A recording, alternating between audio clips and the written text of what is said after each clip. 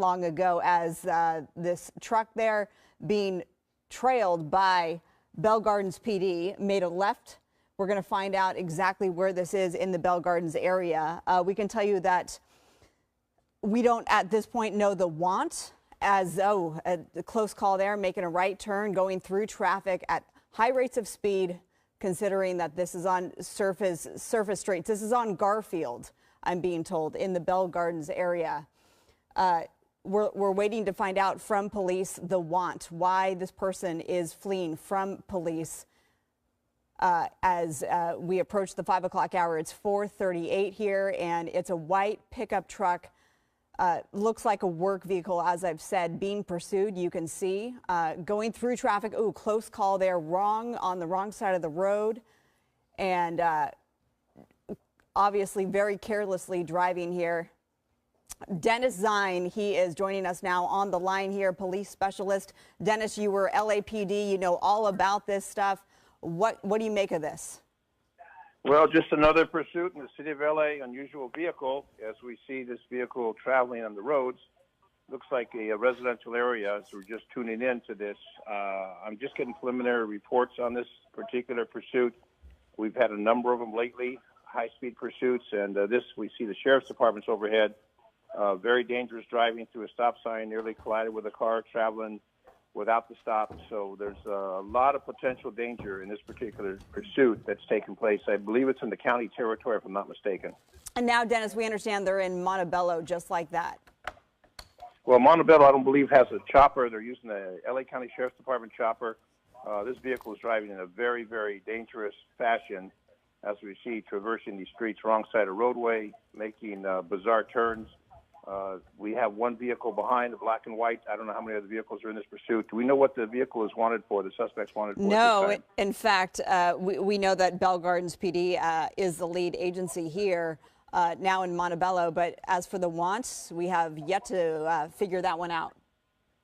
Well, it could be anything. It could be right through another stop sign, high rate of speed. That's when they broadside someone and someone is seriously injured. But very, very hazardous driving in this particular area, especially in the residential area. We've got children coming out of school, people playing in the streets, extremely hazardous, extremely dangerous as traveling down these roads in a heavily populated area, residential area, with obviously pedestrians, parked cars, driveways, etc. Very, very serious. The police vehicle is right behind. I don't see another vehicle. Normally there's at least one backup. They do have the sheriff's department overhead along with Skyfox 11, and we'll see where this ends up. Hopefully the authorities will release what this individual is wanted for, but clearly a high speed trying to elude. Maybe it's a stolen vehicle, rob. It could be anything. Sure, I don't want to speculate. We have it clocked. Definitely hot the truck. We have it clocked at about 75 miles per hour on, as you mentioned, a residential street, surface street here, just zooming by unsuspecting drivers here at 4:40 in the afternoon. And what do you make of the vehicle itself? We're calling it a work vehicle, a truck here. The size of it, that also adds to the dangerousness of this pursuit. Well, it could be that he stole the vehicle. That's a very possible situation where the vehicle is stolen from some type of a contractor, some kind of a worker doing some kind of construction, electrical work, that type of vehicle that he's stolen. We assume it's a stolen vehicle, or the individual is wanted for some other activity that we don't know about. Until the authorities give the information and broadcast what the vehicle is wanted for, you can speculate anything. Obviously, he's committing felonies by the way he's driving, but what they want for originally, I do not know. Again, a wrong side of road, going to come up on an intersection, going through that intersection, car stop. This individual, wrong side of road again. This individual is really, really hot to get away. Oh, that is a construction type of vehicle, so it wouldn't surprise me if there was a collision before there's an apprehension. There was a pedestrian in that crosswalk crossing the street. This is very, very dangerous. Sure, and Dennis, of course, I've mentioned the time so far. It's now 4:42. Of course, approaching the evening commute. There's a lot more people out at this hour of the day. This guy driving recklessly, 75 miles per hour on surface streets. This big vehicle, this white pickup truck here. The busy traffic time, that's one of the elements. How do Bell Gardens PD, how do you stop someone like this in terms of, is it a pit maneuver, a spike strip? Well, you're not going to be able to do a pit maneuver on those narrow residential streets. That will not work. You've got to have a speed that law enforcement adheres to in the 30, 35 mile an hour speed range.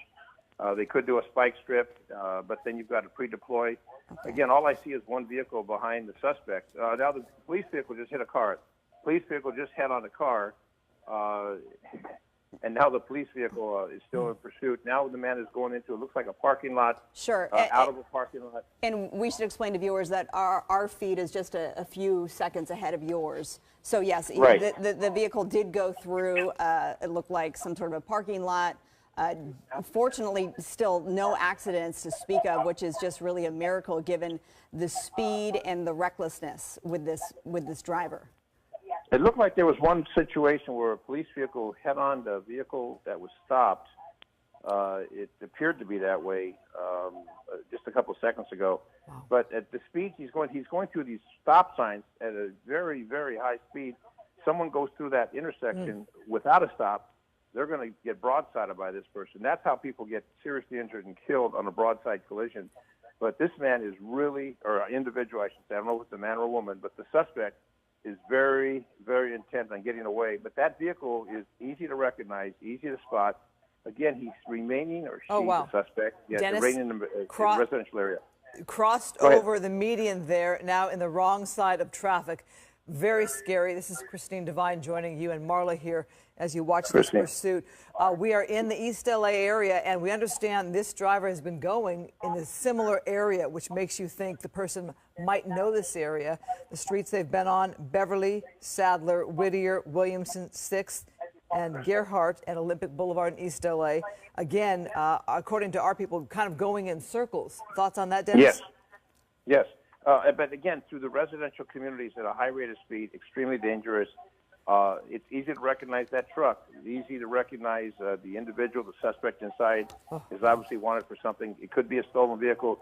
We can speculate, but clearly trying to elude the officers. And again, I only see one vehicle behind along with the sheriff's chopper overhead. So hopefully there'll be additional units to assist in this pursuit. But that vehicle, the police vehicle, is right behind. They're not backing off on this individual. It could be wanted for any variety of felony crimes. But whatever he's doing now, he or she, the suspect, is committing many felonies by this driving pattern. And we do have the license plate number, which means obviously Bell Gardens PD does as well. So they're running those plates to find out more. Right. They'll run the plate, see the registered owner. If necessary, contact the registered owner. If it's a stolen vehicle, that'll obviously be part of why this individual is fleeing. We do get commercial vehicles that are stolen. It's not uncommon. And if this is a construction vehiil and someone stole it, or the individual. That move. Look at that move there. Dennis, as you're going to see, he just looked like scraped a couple of vehicles that were stopped in this 4-lane road here, right alongside a golf course there in East LA, the Montebello golf course. Yep. Yeah, he's really, really trying to get away, and he comes up upon traffic, especially at this hour. You're going to find a lot of traffic. You know, we're 4:46 going on 5 o'clock, people out of work, a lot of people on the roads, students, bicycle riders, motorcycle riders, etc. Highly congested area. This is not a late night pursuit where you don't have a lot of traffic. You see, there's a lot of traffic out, and those are all potential victims of this driver plowing into them and causing them very, very serious injury. Dennis, you're talking about the open roads versus the very congested roads during this rush hour traffic, yet this driver here has found an open stretch here to just bring those speeds up yet again, driving so dangerously and crossing right now over yellow lines. You know, he paralleled the freeway there for a minute, and you can see that he stayed on, I say see because we don't know if it's a he or a she, but he stayed on these surface streets, like we said, kind of going in the same area of East LA, Monterey Park, Garfield now. Yeah. And that's a populated area, especially during the time people getting out of work. So there's a lot of potential people to be injured by this individual who's fleeing at an excessive rate of speed on the residential areas and the commercial areas in this particular community. Again, I only see one vehicle behind, one black and white, and there's got to be more joining in, especially with this speed and the hazardous driving of this individual who's fleeing from the authorities for whatever crime. The units know what he's wanted for, at least what they initially put the pursuit out, in pursuit of a suspect for this particular, that particular. It wouldn't surprise me, if anything, whether it be GTA stole the vehicle or some other crime that occurred along the way. But you can tell by this driving pattern, this person is very, very intent on getting away. But with that chopper overhead, there's nowhere this vehicle is going to disappear. And again, hopefully the ground agents will be able to apprehend that closely.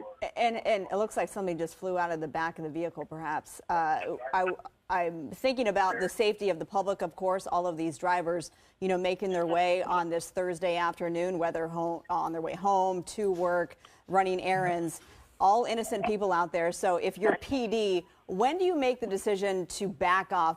For instance, we just had a wild pursuit end in a terrible crash yesterday in Lake Balboa involving as many as 3 vehicles. So we certainly don't want to have another ending like that.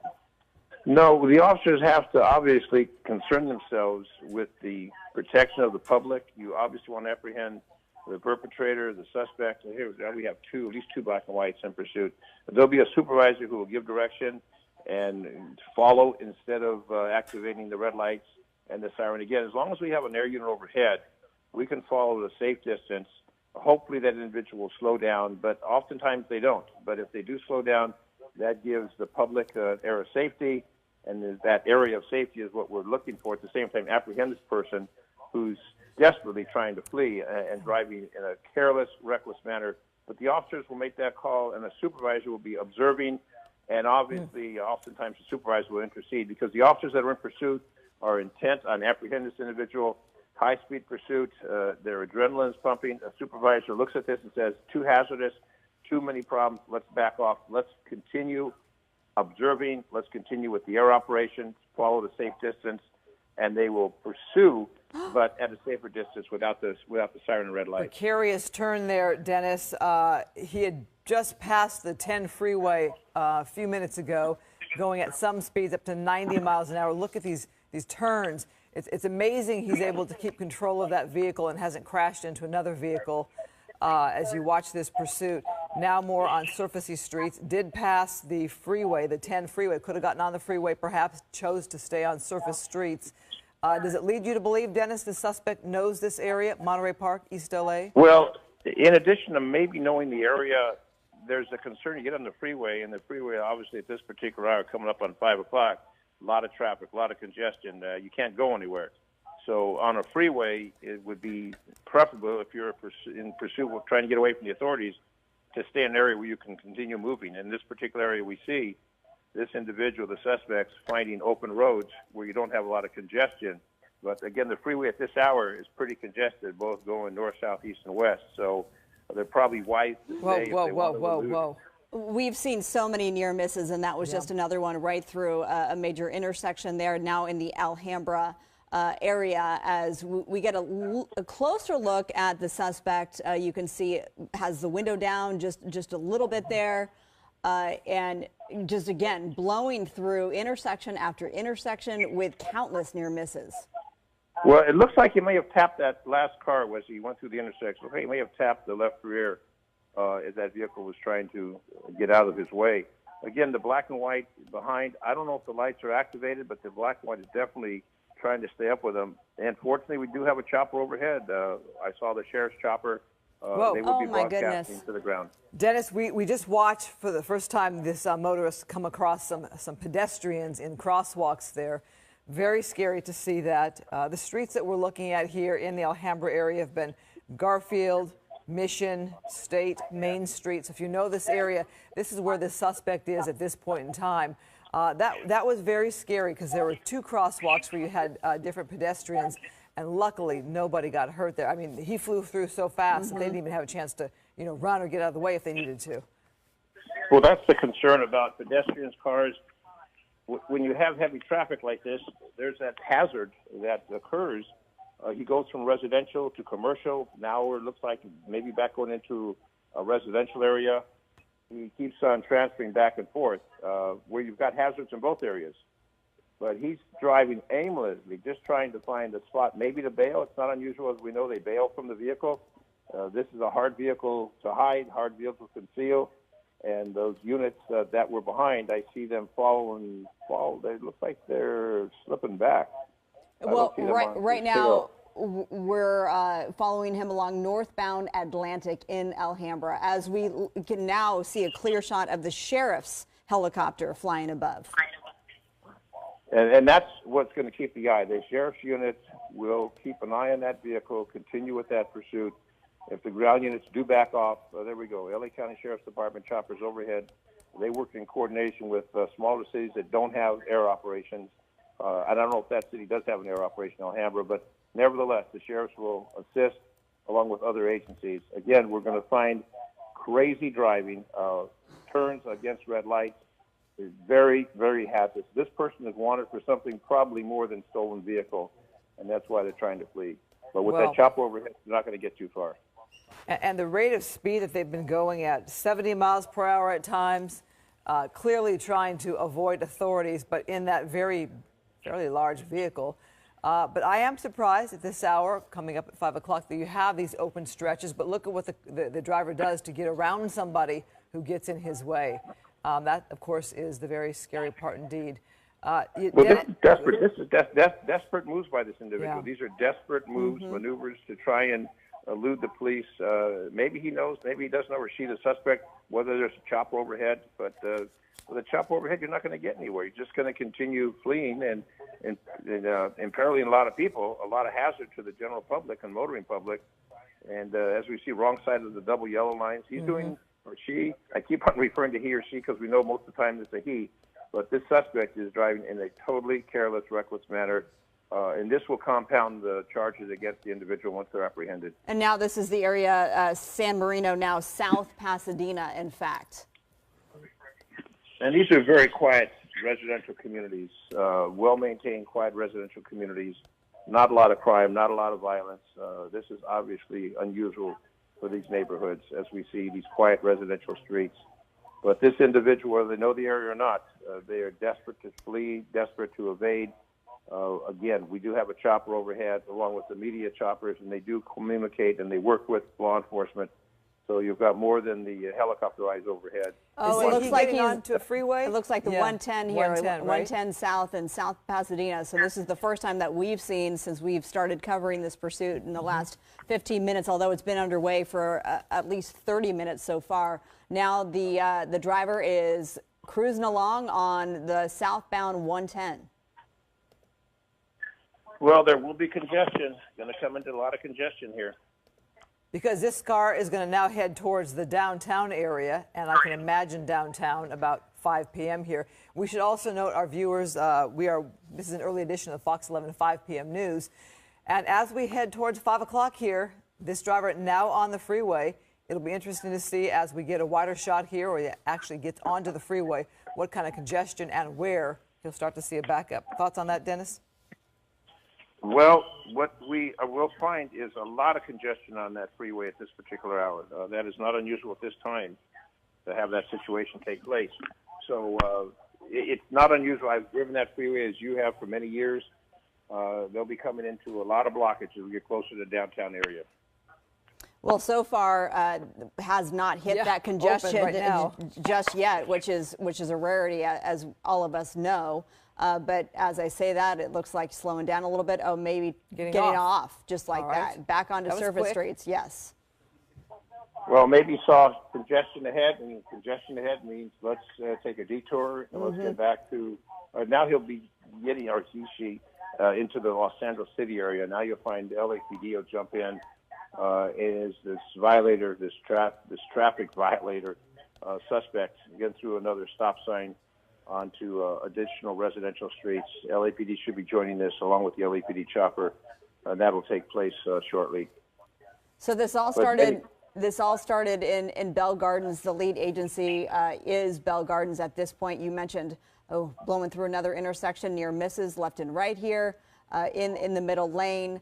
You mentioned that LAPD might now join in this pursuit of this white pickup truck, some sort of a work vehicle, the want. We still are working to find out. Normally, when they enter a jurisdiction that has the resources, that jurisdiction will then take over the pursuits on the freeway. CHP takes over. This is now in the city of LA, so it's not uncommon for LAPD air units to operate along with ground units from the division, in addition to the traffic division. But they want to limit the number of units in pursuit. They want to maintain control, and ultimately the safety of the motoring and pedestrian of the community, that's paramount. They don't want anyone getting injured. In addition to the suspect, now we see a black and white in the opposite direction. I don't know what agency that's from. It was too quick of a shot. But as we see this pursuit's continuing and not stopping at stop signs, very dangerous, very hazardous, and just going any which way that the suspect feels is appropriate, trying to evade traffic, evade the police and avoid traffic, evade the police and avoid traffic. That's exactly what this person's trying to do at this particular time. Dennis, we should note the new area that he has been driving in is Highland Park on Figueroa and Piedmont, going at speeds of up to 80 miles per hour. You mentioned the different jurisdictions perhaps taking over. He's been in Monterey Park, LAPD jurisdiction, and a sheriff's helicopter flying overhead. He really is making some moves in some different communities. You know, we think of CHP handling the ones on the freeway, but on the surface streets, when you go into different communities, who stays with that pursuit and who joins in when? Well, you've got the primary unit that initiated the pursuit, and they obviously have the information of what originally occurred, what prompted the pursuit in the first place. So they will remain. But as far as the other units with the other cities, they will normally back off in the jurisdiction, Los Angeles or LA County Sheriffs, which they have a lot of resources. They will take over the pursuit because it's in their jurisdiction now. They're responsible for what occurs. An incident occurs, a collision occurs, whatever. That agency, in this particular case, LAPD, will handle that. So LAPD, it's not uncommon for them to take over the pursuit. Again, they have a lot more resources than the other agencies. But that other agency is the initial pursuing agency. They have all the information. What started this? Why did this occur? And now it's apprehend the individual. So they will assist in resources to apprehend. And this is a situation, basically, run out of gas, crash, surrender, bail from the vehicle. There's a few options that the individual fleeing can take, and the law enforcement will utilize whatever procedure is reasonable and prudent to apprehend that individual. That's the bottom line. Apprehend the suspect, make a safe conclusion, take the vehicle into custody, impound the vehicle, and work with the original agency to find out exactly what this person did. Because LAPD now sees this vehicle fleeing. They have no idea, other than the communications that have been broadcast about the pursuit. But now it's not uncommon for LAPD to take over. Whoa. I don't know where the units are, but they should do that shortly. Oh, my gosh. Just blew through the train crossing, the As actual the train's gates. approaching. Right. Dennis, did you see that move right there? through the gate. Right through the gates, yeah. And Yeah, if you and think, here comes the train. yeah, if you think moments, if there just the timing that he went through those gates, those train guard, if he'd waited that train was coming right up on him. Wow, wow, that was just a wow. Well, That person's very, very lucky it didn't get hit by that train, because that was just a few seconds. That person went. Goes to the gate, obviously, and this was just a couple seconds that train approached. well, That person is very lucky to have avoided that collision with the train. now that it's just a minute past 5 o'clock on this Thursday evening, we do want to officially welcome you to the Fox 11 5 o'clock news. I'm Marla Tejas alongside Christine Devine. I'm here in for Alex Michelson, who's on special assignment this evening. We have Dennis Zine, police specialist, on the line helping us out with this police pursuit that's been underway for at least 30 minutes so far. The lead agency here is Bell Gardens, and as you can see from this chopper shot from Skyfox, it is a white pickup truck, some sort of a work vehicle that is being pursued. Dennis, let me ask you this question. With a move like we saw with the train there, might that encourage law enforcement to go into tracking mode? Because the dangerous concept of this pursuit just kind of changed the game right there when you saw that move. Well, that'll be a call by a supervisor if they decide to do that. Again, if the station, the watch commander is watching this on the monitor, they do monitor local news broadcasts, so I'm sure if the divisional stations are watching this, monitoring this, communicating with the supervisor that's going to be in the field. In this particular utility vehicle, the driving is extremely hazardous. They may go into a tracking mode, and if they do, then we still have the air unit operation overhead. One of the issues with the tracking mode is there's no warning to the motorist as this utility vehicle, is approaching in a careless, reckless manner. At least when you have the siren and red lights, people are aware something's happening. But if it's just the vehicle driving in a very, very high-speed, careless manner, people have no idea what's going on. So Yeah. here we see him on the wrong side of the roadway. The public is not aware. They look like a traffic violator when in fact it's a fleeing felon. So there is some advantage, but the responsibility is for the safety of the public. So oftentimes they will go into a tracking mode. As long as you've got an air unit overhead, tracking mode is successful and very, very safe for the public. But when you've got those vehicles going code 3, multiple police vehicles going code 3, the dual purpose of informing the public as well as trying to apprehend the individual. It looks like he's slowing down a bit. Again, in another residential area, suspect appears to be slowing down from the high speeds that the suspect was driving in previously. So maybe the tracking mode is helpful. If we are in a tracking mode at this time, I don't see a unit close behind. Yeah, we just saw one there with the lights on. There we go. Okay, there we go. But we do have that. That's not LAPD. That unit is not LAPD. That's one of the other communities. I looked at the blue stripe South on the door. Pasadena, possibly? It could be. And Dennis, as you assess that situation there of who's actually in that tracking mode, we have an answer finally that we can tell you this is a grand theft auto suspect. What's your take GTA. now? So some construction worker was doing work, and this individual stole the vehicle with all the equipment. That's what we have, a utility vehicle used by a construction person, and obviously trying to flee with the vehicle. So that is what occurred. It's a GTA. Was there an armed takeover? Was the vehicle parked? Were the keys in it? A lot of those questions have to be answered.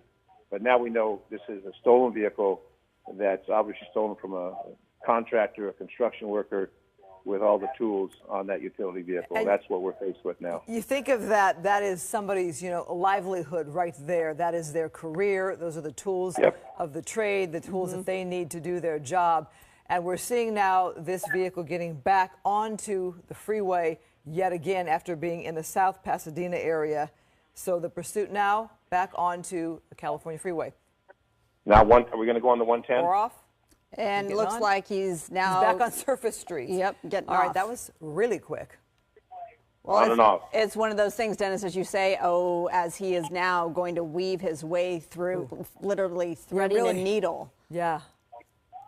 It seems that once he sees congestion, freeway again, he decides to get off. And when I say that, now he's getting back on in a the dangerous freeway. fashion. Marla, did you see that move there? Cutting some cars off right there.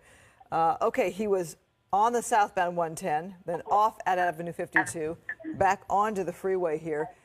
Dennis, a wild pursuit indeed. And as we talked about this being grand theft, I feel for the person who lost their business truck and are probably watching this pursuit, wanting this truck back in one piece.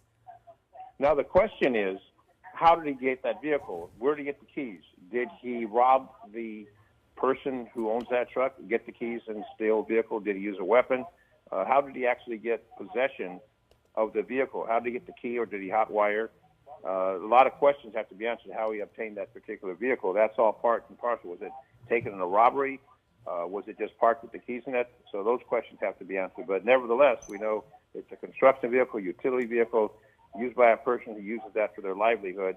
And this individual who's fleeing in that particular vehicle doesn't really have a lot of care or concern for the general public, and just trying to escape, as well as intentioned as that is, trying to escape, but putting everybody's lives in peril as he or she, the suspect, continues to flee the authorities that are obviously pursuing.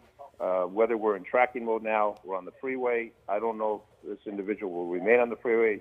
Seems the suspect, as soon as they encounter traffic, they take off back to an area where they don't have a lot of traffic. Because once you get blocked into traffic, there's nowhere to go, Sure. and then you have to back up. So now looks like we're off or on the a junction, maybe just an off-ramp. Right, from the northbound 110 there. And we do understand that LAPD is deciding to back off because of the public safety risk there. So you may be right now that they will just revert to tracking mode as we see plenty of black and whites here lining the street.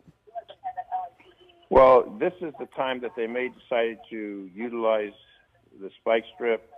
The speeds are too fast. The roads are too narrow for any other procedure. It looks like they're out there. They're stopped while observing as this individual is continuing. It looks like on the wrong side Yeah, the Oh, wrong yeah, side. definitely, definitely wrong side. Boy, that's a scary move there. Cars perhaps able to pull over a little bit as they see what's coming in front of them. The streets he's been on, Arroyo Verde, South Pasadena Avenue, now back into traffic. Oh boy, a bicyclist there. You think of the people that are pedestrians and bicyclists at this hour. Luckily, nobody's been hurt. Back now on a more narrow street, and we're on York Boulevard. And now maybe it's hard to keep track of the different streets because you've been moving so quickly and making so many very dangerous turns. But one thing certain, that this is a residential area. But what this operator is doing, the suspect, is they're trying to get a street that does not have a lot of traffic and just trying to continue on the move, which wouldn't surprise me if they decide to find an area to bail, leave the vehicle, and take off on foot. That's not uncommon in this type of situation. When you get to a residential area, you have opportunity to do that. So that might be the course of action. But the individual's thinking, how am I going to escape? The police are behind me. I don't know if they know there's a chopper overhead. But the fact is they're going to keep eyes on it, and they'll continue to follow at a safe distance. If the pursuit itself, the red light and siren code 3 pursuit, has now been reduced to tracking, the units are still going to be in that area. And as soon as the air unit reports the vehicle has stopped, the individual is out running, then they will apprehend as soon as possible with the units that converge on that area. So it's not that they've neglected the pursuit. They've just concerned themselves with public safety, the general public. And now we're in a heavily populated residential area. All those streets with vehicles parked, people in their homes at this particular hour of 5:09, people coming home from work, students coming home from school. So it's a very, very populated area, and a lot of homes, a lot of people, a lot of potential victims. This individual may be trying to find a place to bail, which is not uncommon as we see in many pursuits. They leave the vehicle and take off on foot. Yeah, South Pasadena Avenue 64 was near Arroyo Verde Road. Dennis, you and I covered a pursuit last night where the suspects bailed. There were 3 in one vehicle. They took off running in a residential area where it was dark at night. 2 of them were caught for sure. We saw that when we were still on Fox 11 News. So they didn't really get far. We also had a pursuit yesterday where the person bailed and police were not nearby with their vehicle. So the person tried to, put their backpack on, ditch the car at a gas station, and tried to walk down the street as if they blended in with the public. That person was caught as well. So the thought of them getting away, we see it all too often where they don't get away. But the concern is, might they run to someone's home? Might they try to take another vehicle? We've seen that happen as well. So how this plays out, it varies from pursuit to pursuit. Dennis? Exactly. And, they take a hostage. They take the hostage in the vehicle. There's all types of possibilities. If they stole a vehicle, that's a felony. If they've committed an armed robbery, if they've injured someone in an armed robbery, if they break into a home, once they get on foot, there's no telling what they'll do. It depends on what they're wanted for, if they've been to state prison, if they don't want to go back. A lot of variables, and they all act different ways. It depends on what they've done in the criminal justice system and how they perform after that. So if it's just a straight GTA, normally they'll surrender, they'll go peacefully, go to court, etc. But if an individual's been to state prison and they don't want to go back, they'll do anything and everything, including taking hostages. So when you've got them fleeing the vehicle, going to a heavily populated area, there's no telling what they'll do. The criminal element that does that, they have really no concern for the general public, women, children, etc. So there have been all kinds of scenarios over the years. But in this particular case, what we know is we have a GTA, a utility vehicle, a livelihood for an individual that bought that vehicle. They reported to the authorities. Authorities somehow saw the vehicle, went into pursuit, and now we're at that stage. So the person could pull over, stop, surrender, get out, run out of gas. That's always a possibility. Yeah. But this individual just seems to continue to the max, trying to elude, trying to escape, trying to get away. And with that air unit overhead, as we see here on Fox 11, it's a clear sight. And that opportunity for that air unit to apprehend with that activity, observing every incident, every movement, every stop. So, there's really no way that this individual is going to be able to flee. Once they leave the vehicle, then there'll be a foot pursuit. Or the individual will surrender. Either way. This is the Pasadena area, and it looks like the suspect is getting onto the 134 or the 210 here. Now another freeway pursuit portion of it is underway. He was just on the 134, was just on Colorado Boulevard, Melrose Avenue, in the very heavily populated area of Pasadena. picking up speeds. We've seen him reach speeds of 90 miles per hour even on surface streets. So here he goes on the freeway, and it looks like he's now veering to the right, sticking with the 134. And that 134, are we going east or west, do we know? We will find out for you, but we understand that there is heavy traffic ahead as we look at this freeway pursuit now at 513 here in Los Angeles. I wouldn't want to be on the freeway at 5 o'clock because that's rush hour traffic, and you can imagine going either direction on the 134. You're going to hit some traffic eventually. Our team is telling us that there is indeed heavy traffic ahead. We have seen this driver, though, get off onto the surface streets, be on the freeway for just, okay, 210 West now? Okay, 210 West. Mm-hmm. All right, We know with the 210 West, when you come to the 605 in that area, nothing but gridlock all the way through the 210 freeway. It's traditional.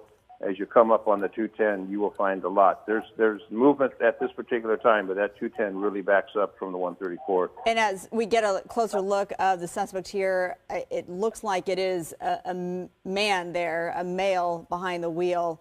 The window's cracked. It looks like he's got a bald head from this perspective, still blowing through traffic on the westbound 210. This grand theft auto suspect who has been eluding officers for at least 30 minutes so far. This all started in Bell Gardens, now making its way into the Pasadena area on the 134, now westbound 210, and reaching speeds right now of up to 80 miles per hour. Yeah, he's a suspect. Clearly has a clear path, but it's not going to last that long because, as we know, that freeway jams up real quick. Right now, this individual has a pretty clear sail, but it's not going to remain that way. This is a work day. A lot of folks coming home from work. We know that freeway is going to get congested real quick. So that at that particular time, the suspect will probably exit the freeway. At least that's been the trend. Yeah. Exit the freeway, and wouldn't be surprised if we saw the CHP now enter this pursuit. Well, Dennis, again, Dennis, you might be speaking too soon because it looks like he's exiting the freeway yet again. I mean, he really hasn't given CHP time to jump on this pursuit because he hasn't been on the freeway, but for maybe a couple of exits at max. Now he's back onto surface streets yet again. Yeah, well, I would speculate that we've got traffic ahead, and that's what got him off the freeway. He does not want to get caught up in traffic, trying to avoid that opportunity to get caught up. Wait. I spoke too soon. Back on the 210. Right. The other direction. Going the other direction. Okay. From east to west to east. So here we go. It's continuing. Again, this type of driving, there's no way that you can put out a spike strip. They're not going to do a spike strip on a freeway with multiple vehicles. So they will be following air unit overhead, Skyfox overhead, runs out of gas, hopefully, quickly. Bring this to an end to not jeopardize the safety of the general public, which is obviously paramount to us in law enforcement.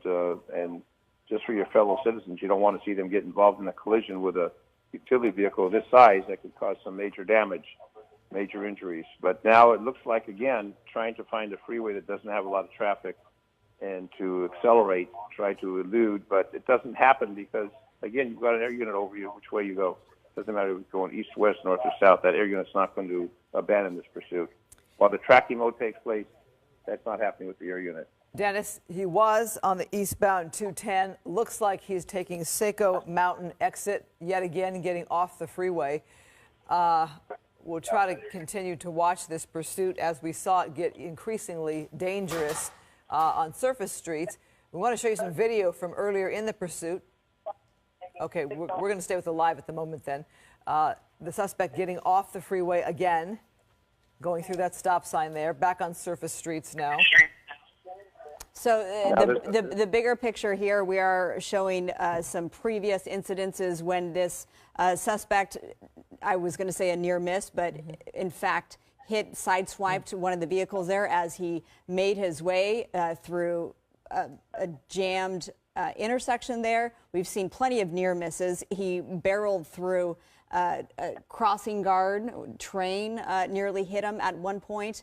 We've seen him blow by pedestrians, unsuspecting pedestrians in crosswalks, and it's been intense and makes you anxious to watch this grand theft auto suspect continuing to get away from authorities. But Dennis, you say it's only a matter of time. It is. It looks like we got CHP behind him at this time. It looks like there's a CHP unit that is now primary behind the suspect's vehicle, the utility vehicle. Looking at that vehicle, the black and white, it looked like a CHP vehicle. Lincoln Avenue in Pasadena. We are watching this pursuit again now on surface streets. But Dennis, you say CHP. Would CHP stay on that pursuit even though it's going on the freeways, off the freeways? Well, back and forth on the freeway. That gives them the jurisdiction. Again, the California Patrol has jurisdiction statewide. All the cities, all the municipalities, all the counties. CHP has jurisdiction statewide on all the roads. So there's no jurisdictional boundary for CHP. They have it everywhere in the state of California. So they can do it on the surface street, L.A. County, whatever the case may be. In this particular case, the individual, the suspect's going back and forth, freeway, surface street. Oh, okay.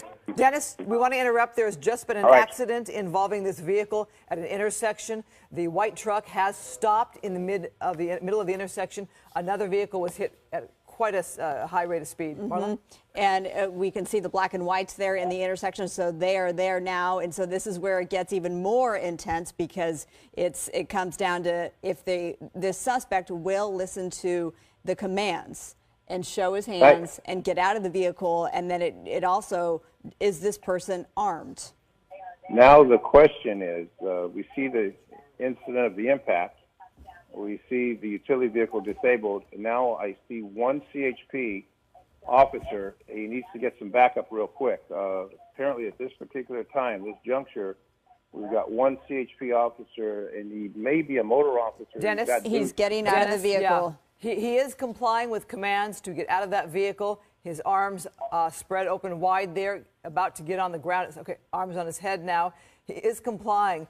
You have to think of those innocent people who are behind that vehicle as they watch this play out with law enforcement there and their guns trained at this suspect here.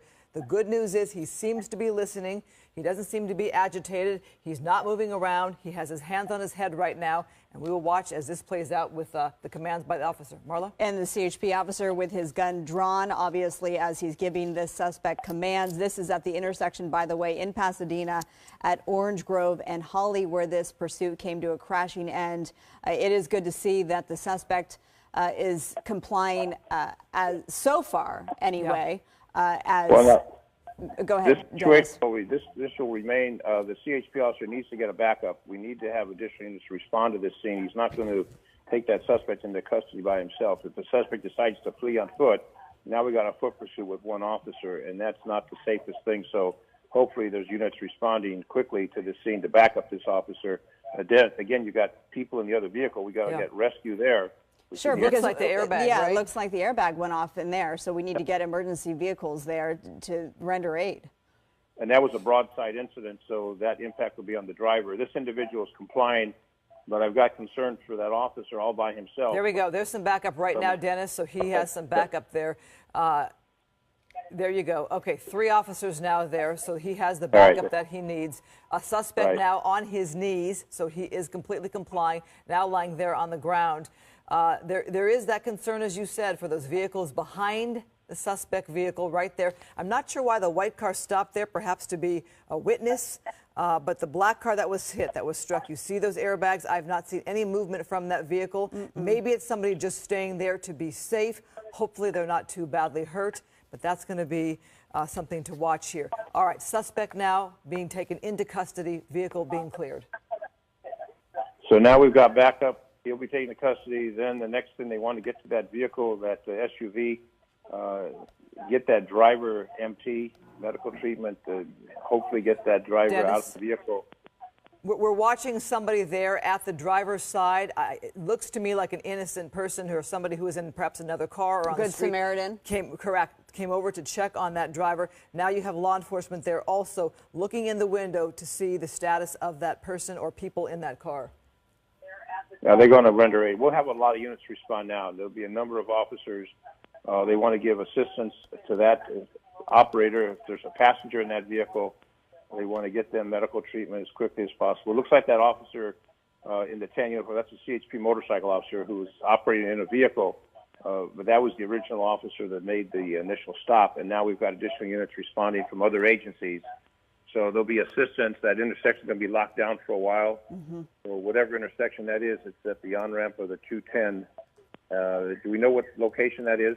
It's Orange Grove and Holly right above the 210. So Orange Grove and Holly is going to be locked down for a while. They'll get the witness information. They'll render aid to those that are injured. And figure it out from there. Dennis? But again, you've got multiple jurisdictions here. Yeah, and we do have the fire department there on the scene so quickly there. They can render aid, and it's hard to tell because the passenger door is open if there's a passenger who's been injured as well or just the driver. Or if the driver's side door is disabled, yeah, which could be the case. But we certainly hope that whomever is in that vehicle is not injured too badly. Go ahead, Dennis.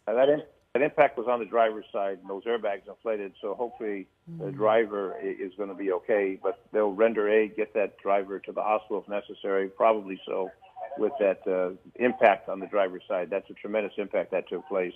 They're going to use the jaws of life to open that side of the vehicle, but the paramedics are there, the fire department's there, and they'll get that taken care of real quick. I don't see what agency, what department is there with the fire department. But there are definitely fire, paramedics, and now CHP and other law enforcement agencies. So basically, the suspect's in custody. They're going to render aid to those innocent people. And again, we have a situation, a stolen vehicle, an individual trying to flee, and broadsides an innocent person driving down the road, probably coming home from work, and now their car is destroyed, and they've suffered some medical trauma because of this situation. Well, we can tell you that it is Pasadena Fire Department there on scene rendering aid. And Dennis, to your point, this is precisely what we do not want to see. We don't want a pursuit to have to end in this manner. That's great that the suspect is in custody, but to see this and this situation unfold before our eyes, this is not what we want to see. No, this person has a family that is going to be worried that they're going to be at the hospital. And all the concerns, this is a total innocent individual in a late model vehicle, gets broadsided by an individual, steals a utility truck and broadsides this vehicle, injures this person, destroys the car. I mean, this is a tragedy that occurs when someone's trying to elude the police, and that's exactly what happened in this case. So the individual suspect is taken to custody, doesn't appear to have any injuries. The innocent person in that vehicle is obviously injured, and they're going to render aid because you get broadsided, you're going to suffer some kind of injury. But they're going to use the jaws of life to open up that side of the car. The fire department paramedics are treating that individual at this time.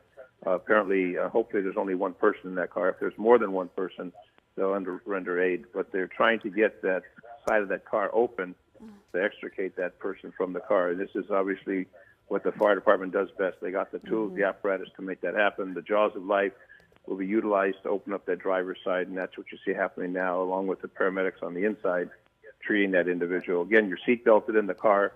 You can't really move, and the left side of your body has been crushed by the impact of that utility vehicle into your vehicle. So it's very serious for that innocent person who just at the wrong place at the wrong time that ends up coming up the victim of this situation. And Dennis, the speeds were about 50 miles per hour when this happened. We have a tighter shot now here of the fire department at work, and such respect for those firefighters, those trained paramedics who come in to render aid. It's heartbreaking to see. It's very sad to see. We can only pray for this person who's in this vehicle, whose day has been altered so drastically by a pursuit. Now, we just saw the impact on the replay. They just showed the impact of that car being broadsided and then coming to rest. So that was a tremendous impact, a high-rate speed impact for the individual who had no idea what was happening. These are one of the situations that I refer to when a suspect's fleeing and there's no lights, siren. That individual driving down the road had no idea this truck was going to barrel through that red light. They had no idea there was a pursuit. They didn't hear a siren. The vehicle was not in activated emergency. That's one of the problems when you go into a tracking mode is you don't warn the public. You're not alerting the public. Hopefully the suspect will slow down. In this particular case, we see this tragic situation. Hopefully this driver will be okay, but I will not be surprised if there's some serious injuries as a result of this collision. And that is the catch-22 of the tracking mode, simply because they are in that mode to protect the public. But then, as you point out, then the drivers remain unsuspecting and have no forewarning that this is coming their way.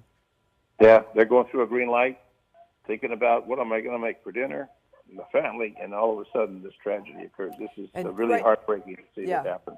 We just had the replay there where you saw how that happened right there at that intersection above the 210 overpass there. An innocent driver struck by this vehicle. As we watch this pursuit, it's surprising to me. Yeah, it's surprising to me that it didn't happen earlier because of the way this guy was driving and making so many erratic turns. The fire department's still there on the scene. Hard to tell if there are more people on board in that vehicle because they're working there in the back seat as well, or if it's just the driver that they're working on.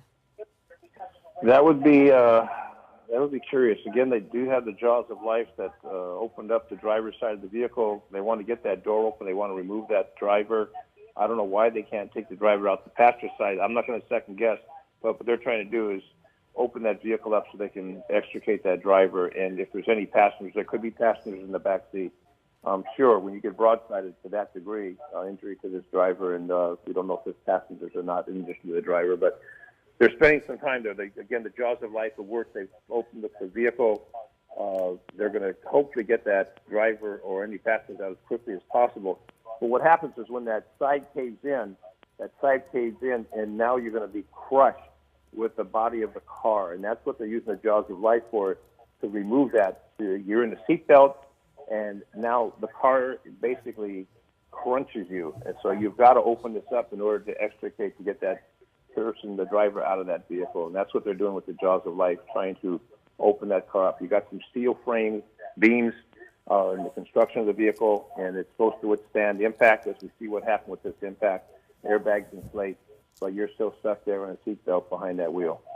And Dennis, we are hearing that there is just one person in this vehicle, and by all accounts, this person is conscious and breathing, and they're in the process of actually cutting off those vehicle doors now. So that is good news. Yes, yes. I'm sure there'll be a lot of bruises, but their car's now destroyed.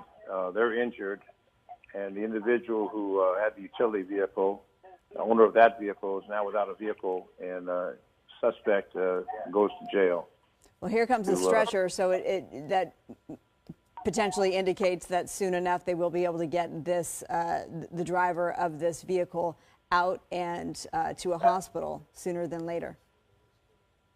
Well, Pasadena has some great facilities, medical facilities. Again, fire department personnel, paramedics do a great job, and they were there in just a couple minutes. So commendation to the Pasadena fire folks. They did a great job with this, and hopefully this person will recover, the victim of this incident. Again, totally innocent, driving down the street, going through a green light, broadsided, and now we see the tragedy that takes place.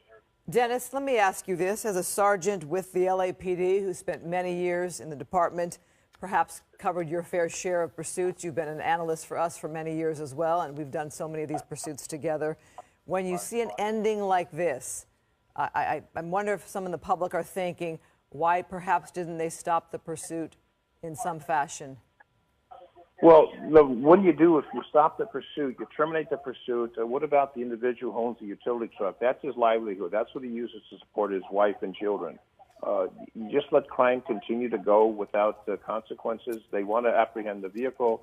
How many people has this individual stolen the vehicle from? I mean, obviously, we see a tragic collision that occurs as a result of this.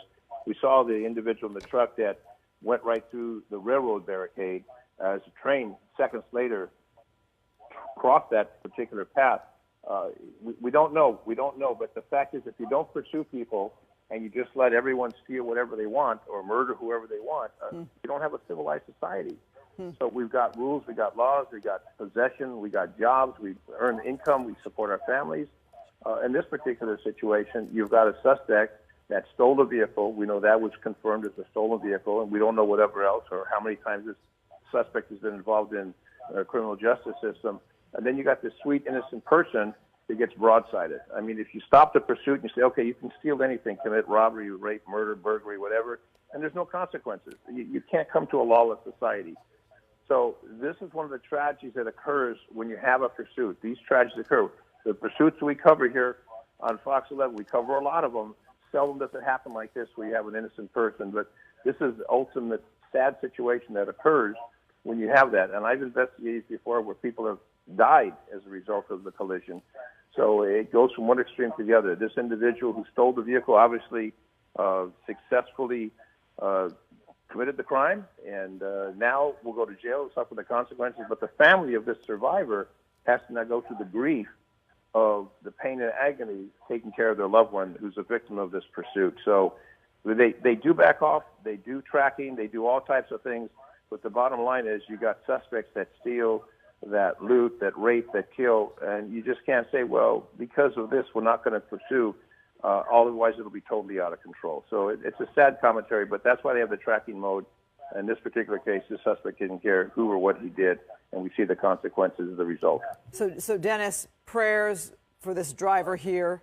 As we said earlier, one person, a driver, conscious and breathing. The paramedics working so hard there, the fire department working so hard there to be of service to this motorist. So talk about the suspect then. What kind of charges now that we have this accident, besides all of the charges you think that come with the pursuit? What now is this person who stole that white truck there also facing because of the accident? Well, there's GTA to begin with, and then there's the pursuit, felony evading. So you've got felonies involved, and then you've got this situation. Depending on the condition of this motorist, this could be a young student, this could be a man, a woman, it could be anyone behind that. We do not know the driver. We don't know what the driver did. Was the driver a member of the clergy? Was the driver married with children? We do not know. But the bottom line is, you got an honest citizen who's in a vehicle who gets injured, and hopefully these are minor injuries, but we see how long it's taken to get this individual out of the vehicle, how they're using the equipment to try and remove the door so they can extricate that particular person, the one driver, unfortunately no other person in the vehicle, the trauma they're going to go through, the hospitalization they're going to go through, if there's any broken bones or anything. So there's a lot of consequences that play into the charges that are going to be criminally filed against this individual. And I would not be surprised if the suspect that was fleeing in the utility vehicle has been to jail, has been to prison. This doesn't seem to be the first time that they were involved in this type of crime. Normally you get stopped, you surrender, you bail. This individual, the driving pattern was horrendous, and to steal that vehicle was the beginning of a tragic situation that ended up in this particular fashion. So there'll be a lot of charges, a lot of felony charges. This is the kind of situation when you go to state prison, you spend some time in state prison, maybe rehabilitate yourself. But I feel sorry for the victim's family. As far as the suspect, I'm sure that suspect's been through it before, just speculating on the way the driving pattern went and how this whole situation transpired. Well, they've just made great progress there. The firefighters able to literally take off the whole side panel on the driver's side. So now that's a huge gap, a huge opening to be able to get their patient, this innocent driver here, this motorist, who we do understand to be conscious and breathing. The stretcher's there waiting. It's a precarious situation, of course, because they have to make sure that they stabilize this victim while working their way through the wreckage. Exactly. And this person's family, is wondering, where's my loved one? Why aren't they here? Why aren't they home? They're supposed to be home at 5 o'clock. What's the delay?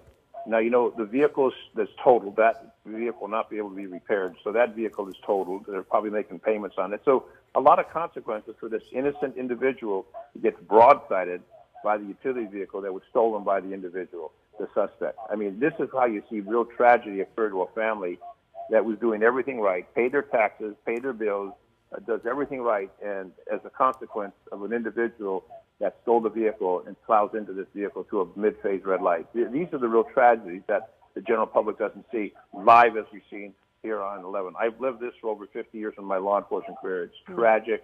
It really brings tears to your eyes to see the consequence of this individual is going to have to do when they go to the hospital, the emergency room. The family's going to be alerted by the police, by the hospital personnel. I mean, this is the whole tragedy that's going to take its place now with what they're going to have to go through. As they put them on that backboard and transport them to the local hospital, a whole tragedy is now going to unveil, and the hassle that they're going to have to go through, the issue to go to court, this and that and the other. There's a whole next scenario that's going to take place as we see happening. But this individual's going to be on the backboard, put on the gurney, take to the hospital. Whatever kind of injuries, you get broadsided, and you're now crushed in that car because of the way that car caved in from that impact. That was a tremendous impact. They're going to sustain some injuries. I would not be surprised if they had some major broken bones. T-boned at, this is important to recall, at a high rate of speed. And right into the side of that car. And if this was a sports car, if this was a car that didn't have that body that this vehicle has, more severe injuries. It could be fatal injuries. But in this particular case, fortunately, the person that they're extricating right now will be conscious, go to the hospital, and I would not be surprised again if we've got a victim with broken bones who won't be able to go to work or school or whatever. Yes. Yeah. We're looking now. The person is out of the vehicle. We're keeping our picture wide at this moment. We don't know if it's a man or a woman. We do know it was one person. Conscious and breathing is what we had heard. So firefighters making good work of getting that vehicle basically torn apart with those jaws to try to get to that person and get them into an ambulance. So they're making the move now to get that person over to the ambulance. This location is Orange Grove and Holly, above the 210 overpass there, and it's hard to see the status of this person. We can only hope for the best. Obviously in the good hands there of the fire department, the Pasadena Fire Department, and now going into that ambulance there, and we wish them the very best as they get treatment. And their consequence for driving, respecting the law, obeying the law, going through a green light, their car is destroyed, they'll be in the hospital, and the consequences they're going to have to encounter because of the individual that stole that vehicle. I mean, you wonder, where is justice sometimes? The suspect goes to jail, walks into jail, not injured, and you see this innocent victim being transported to a hospital in gurney. All right, Dennis Zine, police specialist, as always, we thank you so much for your time and for lending your perspective. This latest pursuit here ending at Orange Grove and Holly in Pasadena above the 210. One grand theft auto suspect taken into custody, ending in a T-bone crash at this intersection, and one person now being taken to the hospital. Got to think that this intersection will be closed for a bit of time as they clean up what they need to clean up and investigate what they need to investigate. Fox 11 News here at 5 p.m. continues. We're going to take a quick break. We'll be right back.